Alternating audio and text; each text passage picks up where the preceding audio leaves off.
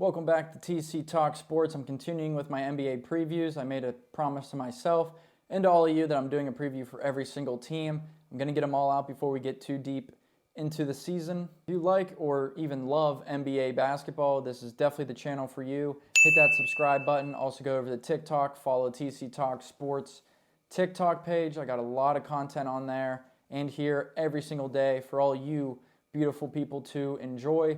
This preview, I'm super excited to do it. They're my second favorite team in the NBA. If you saw by the thumbnail, you know who they are, but if you somehow missed that, it's the Detroit Pistons. My favorite team in the NBA is the Dallas Mavericks, but ever since Cade Cunningham got drafted at Oklahoma State, this Pistons team has been my second favorite team in the league. The past couple years, I've been following them. Last year, obviously, a horrific year. There's no way to sugarcoat that. Terrible year for Detroit, 14-68, worst record in the league. And at a time last season, they also tied the longest losing streak in the NBA with 28 straight losses. That tied the 76ers when they lost 28 straight from 2014 to 2016. It kind of overlapped with the end in the beginning of the years there. But this Pistons team was terrible. They are not going to be terrible this year. My prediction, wait for the end because it's probably going to blow your mind, but it's going to be accurate. I guarantee it.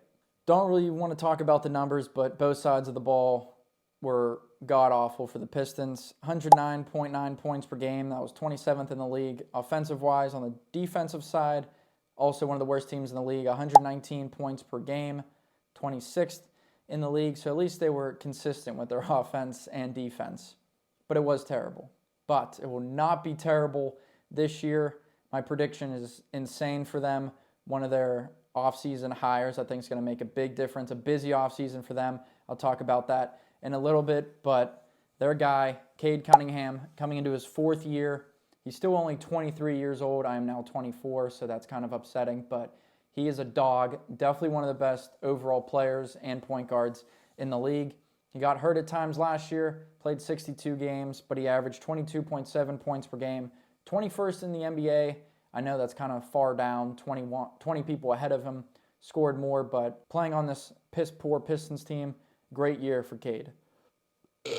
So if you weren't impressed with 21st in scoring, how about 8th in assists, 7.5 per game, while shooting 35.5% from three. Not a great percentage from outside of the arc, but he was forced to take a lot of shots, a lot of bad shots, because this team was, keep saying it, but they were terrible last year, unfortunately. I think throughout his career, that number is only going to go up and up and up, and people are going to see just how good Cade Cunningham is. Coming into this year, 2025, he's going to be playing, got to put it like this, he's going to be playing at an MVP level, but he has no shot at winning the MVP just because the team's still not going to be that good, but numbers-wise, and if you just actually watch him play, he is fantastic. He's going to be playing at an MVP caliber level this season in 2025. He's not going to win the MVP. No, that was not my big prediction that I talked about in the beginning of the video. The team as a whole, saving it for the end, so you definitely have to keep watching. But Cade, if you have a chance to watch a Pistons game when he's playing, just do it. I mean, the team is just super young in general. Some of their offseason moves kind of bumped up their team average, but Jaden Ivey, starting shooting guard for the Pistons, he's coming into his third year. I'm expecting a big leap year for him as well. Last year, averaged 15.4 points per game, 3.8 assists. He only shot 33.6% from three. If this Pistons team wants to be better, which I think they will, if they want to actually be considered a decent or good team in the league, those two guards need to shoot better. I also think Jaden Ivey is going to have a better three-point shooting percentage this season, but he's super athletic. Turned the ball over a little bit too much last year. He gets kind of crazy at times with the ball. Maybe not make the best of decisions, but going downhill, attacking the rim, that's the best part of his game, and I think we're going to see that a lot this year out of him. Jalen Duren for the Pistons. He's our starting center. He is massive. He's not the tallest. He's at like 6'10", 6'11", but I wouldn't doubt that he can bench press like 450 pounds because he is jacked. He's also coming into his third year in the league. Last year, he averaged 13.8 points per game. Not a great score so far down low, but that number is definitely going to be closer to 15, 16 points per game this season. I guarantee that. Absolutely guarantee it. There's no way he averages less than 15 points per game. His strong suit, rebounding offensively and defensively, he is relentless on the glass. He was 5th in the league last year with 11.6 rebounds, shot 61.9% from the field. And another number that I think might increase a little bit is his assist numbers. He had 2.4 averaged last season. This year, I think it might be closer to 3. Towards the end of the year, we saw him making better decisions, passing out of the post. I think he's becoming a better passer, and he's just going to be one of those guys that keeps, I said it about the first two guys, but he's going to keep getting better and better every single year, and eventually he's going to be talked about as one of the best centers in the league. He is huge. He's relentless rebounding the ball, but he needs to work on his interior defense. He fouls way too much. As at this current time, the game last night, he played 11 minutes, had 0 points, 6 rebounds, and 6 fouls. I mean, that's just not going to cut it for a guy that you want to be your starting center and a guy that has the ceiling as being one of the best centers in the league. Busy offseason for those Detroit Pistons. I said it in my Thunder preview, which is up on this channel. Go watch it. Hint, they're going to be one of the best teams in the NBA and probably in the championship versus the Celtics. But I said they had the best offseason. Honestly, the Pistons might have had the best offseason. I don't know how much of an immediate impact their moves are going to make, but they're going to be miles better than they were last year. First off, they hired J.B. Bickerstaff, the former Cleveland Cavaliers head coach. His thing is defense. Obviously, Pistons, one of the worst defensive teams in the league last season. Bickerstaff is going to make, I can't stress it enough, he's going to make such a huge impact for this Pistons team. Offensively, they're going to be better as well, but especially on the defensive side of the floor. They were 26th last year in points per game to opponents. I could see them jumping up inside the top 20 at least, 20th, 19th, probably somewhere around there, but fantastic hire for Bickerstaff. They had Monty Williams, and he was just last year for the Pistons. The roster wasn't that great. It is better this year, so maybe Monty wasn't a terrible coach, but great hire in getting Bickerstaff. A lot of free agent moves and trades happened in that Detroit organization this offseason. They signed Tobias Harris. Any casual NBA fan knows who he is. Wing player, he can shoot the three. Coming into this season, Pistons, what they needed to improve upon was defense and three-point shooting. They did both of those perfectly this offseason, I think. Tobias Harris, not a great defender, but he can rebound, shoot the three, handle the ball a little bit if he has to. But the three-point shooting, they signed Tim Hardaway Jr. and Malik Beasley, two guys that don't really, they're good NBA players. They don't do much besides shoot threes. They're probably going to take like 6 or 7 per game. As of right now, Hardaway Jr. is starting and Malik Beasley is coming off the bench. I think they're pretty interchangeable, pretty similar players. Hardaway Jr. maybe a better ball handler and scorer down low, but the main point in signing those guys, shoot threes, make threes. So far this season they're doing that, and they're going to continue to do that this season. Pistons also signing Paul Reed from the Philadelphia 76ers. Don't think he's going to make too big of an impact during the starting center. They have Isaiah Stewart off the bench, who's kind of that backup power forward or center.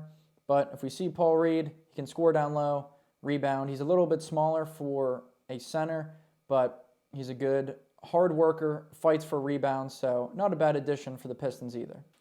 Going to sit up straight for this one. My player to watch, and all my other previews, it's kind of been like bench players or role players, but I'm just coming straight out and saying player to watch is Cade Cunningham. Casual NBA fans know who he is, but I guarantee a lot of people haven't actually watched him play. He is so good. He's ridiculously good, especially playing with this cast of players around him. Not so much this year, but last year, team sucked, but he was a beast. He's going to be playing at an MVP level. I can't stress that enough. Going to be one of the leaders in points and assists this season.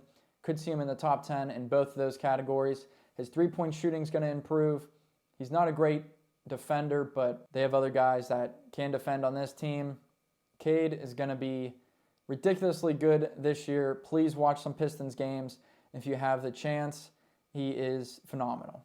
Pistons also drafting Ron Holland out of the G League with the 5th overall pick. A little bit of a surprising pick around the league, but so far this season watching him, he's proved to be a good draft pick.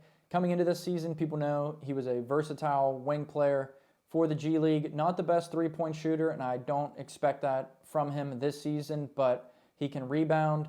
He can defend on the perimeter and down low. If he puts on some muscle, I think he could be a really scary prospect in the NBA for the next couple years, but running the floor and attacking the rim, definitely his best attributes. Overall, he can do everything. He can score, rebound, defend, dribble. When he runs in the open floor, he looks like a freaking gazelle because he gets the ball on the defense. If he gets a defensive rebound, he is off. He is going. It's hard to stop him going downhill. He can score at the rim. Pistons fans, like myself, would like to see him be a more consistent scorer, knocking down threes at a better rate and just taking better shots and making more shots because I think he's going to be a very good player for the Pistons off the bench. Don't know how much time he's going to get, but he should get a good chunk of minutes per game for this team just because they are a little bit deeper. They like to rotate. Saw it last year. They played like the most guys in the NBA last season. If you just scroll through their stats last year, they had so many guys playing for them. This year, they're going to have a more solidified rotation and know which players are going to play what roles and when to bring them in. Ron Holland's definitely going to be one of those guys. He should get good minutes off the bench. If you watch Pistons games, you're going to see just how crazy athletic this kid is, and he is going to end up being a solid draft pick for the Pistons. My prediction for the Detroit Pistons in the 2025 season. This is what we've all been waiting for. First, a little less crazy. They're going to make major improvements for this team. Just watching already through the first couple games of the season, they're a much better team than they were last year. Statistic-wise, if you don't watch the games and you just like to look at stats, they're going to be better offensively and defensively as a team, and we're going to see stats increases from Duren, Jaden Ivey, and Cade Cunningham for sure. They're going to be better, just plain and simple. But my actual prediction for the Detroit Pistons this season, they lost a couple close games so far this season. Not sure when this video is going to come out, but they've played really well in every game so far this season. I mean, being realistic, they're probably going to miss the playoffs. If they do, it's not going to be much because my prediction is the Detroit Pistons are going to make the play-in tournament. Going from the worst team in the league last year to making the play-in this year, it's going to happen. Mark it down. I'm clipping this, posting it on every social media I own. The Detroit Pistons are going to make the play-in tournament come the end of the year. They'll probably lose in that first game, but it's whatever. The Pistons play-in tournament, mark it down.